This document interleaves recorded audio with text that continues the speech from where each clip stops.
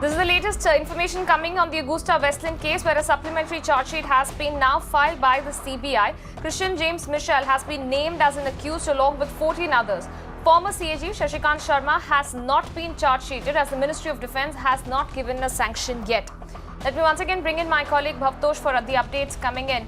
Bhavtosh, what are the details you're picking up regarding the supplementary charge sheet that has been filed by the CBI in the Augusta Westland case? Apurva, the charge sheet has been filed against 15 individuals, including Christian James Michel, British national, and also against Rajiv Saxena, the alleged middleman in the Augusta Westland case.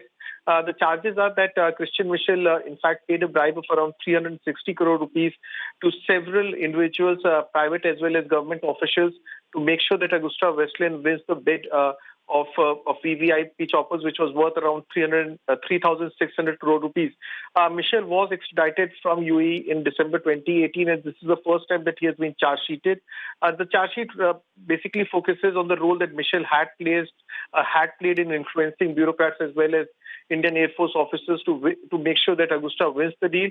And it has also been said that he, along with the Rajiv Saxena, had set up several shell companies to route this money and also make sure that the kickbacks don't appear as bribes.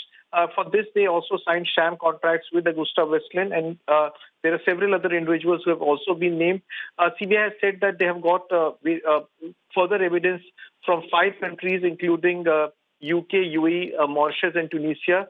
Letter of rogatories were sent to these countries, and they have got documents, and that's the reason they have filed a supplementary charge sheet. But no politician or senior government official has been named in the charge sheet because they are still waiting for sanctions from the government. All right, Bhavtosh, many thanks for joining us and bringing us all those breaking updates.